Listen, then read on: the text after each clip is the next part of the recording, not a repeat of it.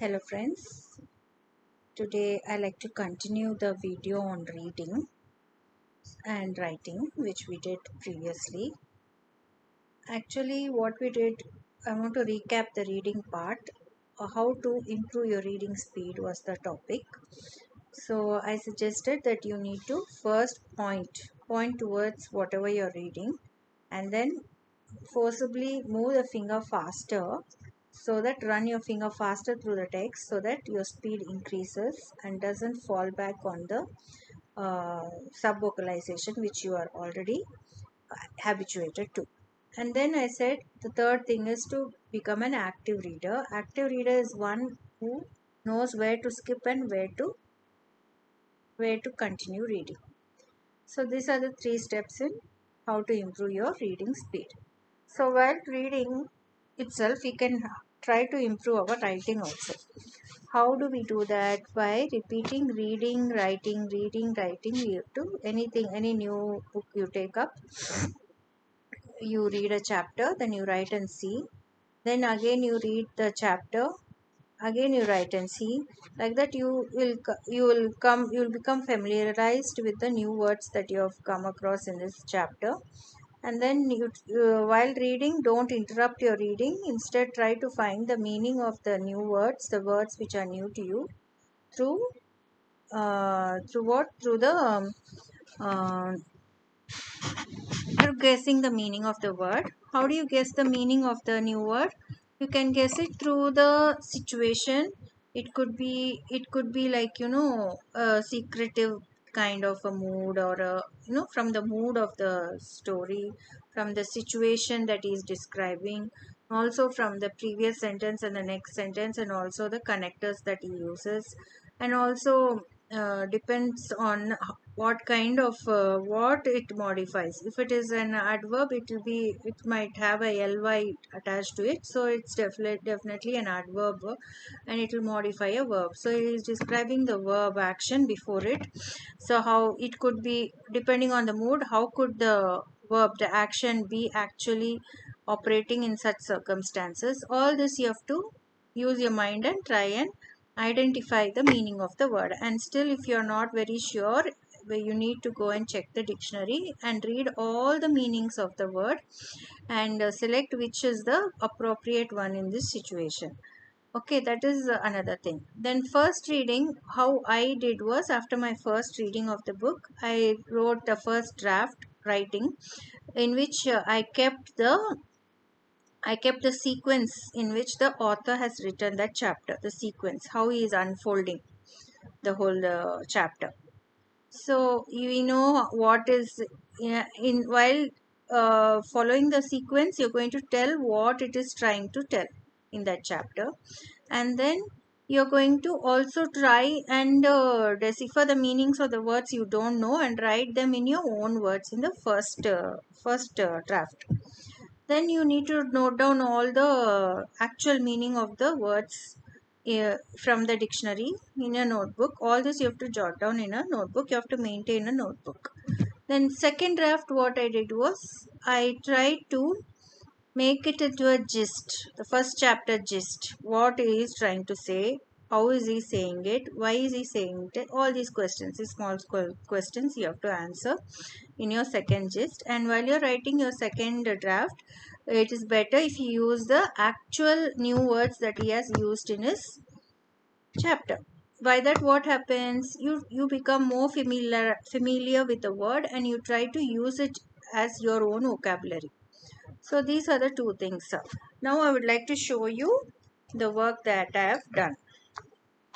What I did was, see, I did my first chapter on 25th, okay, and these are the meanings that I found out. I jotted all the meanings, almost 10. Okay, only for the first chapter. In between I drew this thing because I wanted to learn this. I think you take some time.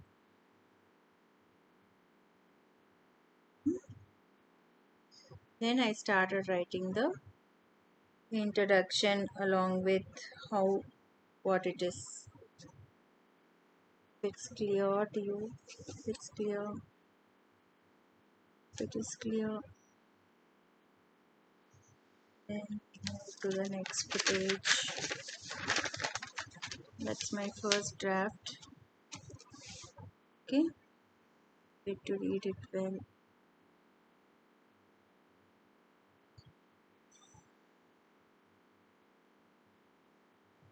I will also read it out to you. Second page. This is the third page. It's my first draft of the actual chapter 1. Okay, and then fourth page. Okay, I have even fifth page.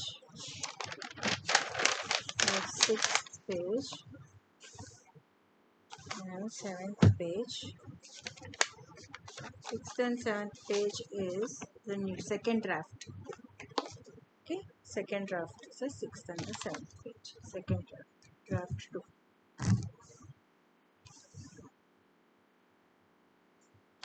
So okay, understood. So I want to read out to you the first draft. First, I jotted down the meanings from the um,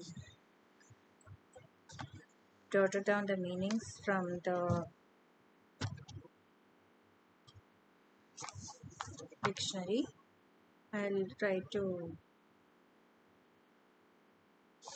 Okay, let me start reading my first draft.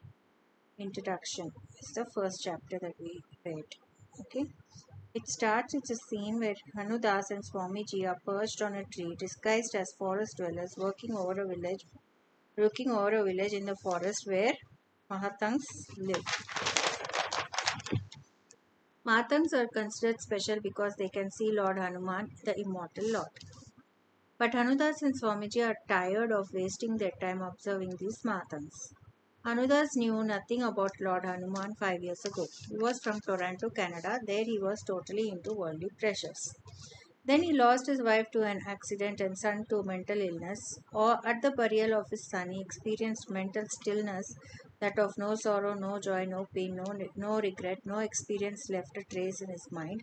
Close to that moment, Hanudas experienced the presence of God Hanuman over the car of his present Guru, whom he called Gurudeva.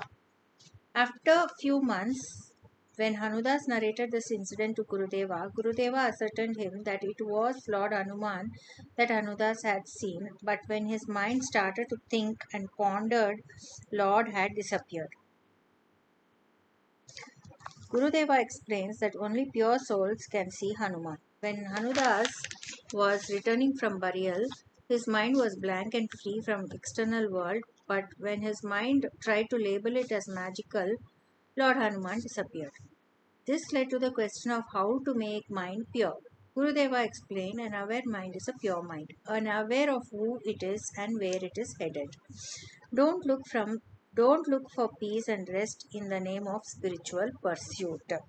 On hearing this, Hanuda starts to sob, and our Gurudeva again explains this sobbing person is not Hanudas. This person has been taken over by Maya. Maya infiltrates alien souls into the body mind and controls it. But you are a powerful soul connected to Lord Hanuman. How humans must live. From Hanuman, they should get the instructions. The soul should get the instruction. The soul has to direct the mind, and the mind has to interact in such a way with the Maya. But Maya is directing your mind. That is what's happening. So when we do meditation, our mind calms down, becomes silent, and then soul can take Lord's orders and find its path. Next, Hanudas wanders the world in search of nothing. Nothing registers in his mind. Whether his soul awoke or not, he had successfully lulled the mind to sleep. No experience lingered in his mind, let alone instruct or control it. But when he saw the Mahatangs, his mind tingled.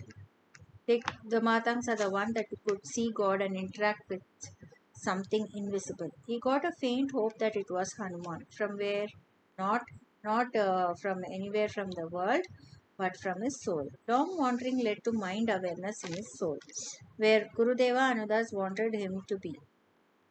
Mahatangs. So he went to where he wanted. After following them for several months, he obtained set of 7 symbols. He wanted to know its meaning and approached the head of Matang Baba, but he refused to explain. Okay, so they waited on a tree to observe the women collecting wood. Suddenly, one woman got seizure attack and fell. Then she was okay, but at that very moment, Hanudas experienced nothingness, hollow, like on Sansparya. In that moment, he saw 3 human-like figures of light near the women. Later they vanished. Suddenly the woman was okay and he felt she was prostrating to Lord Hanuman. Then Hanudas understood that he had reached his goal, the one his soul had been longing for. Later he deciphered the set of 7 symbols, translated to the immortal Lord Hanuman, translated it also, and came. What does it mean? It means that Lord Hanuman came every 41 years to impart supreme knowledge to his disciples, the Mahatangs.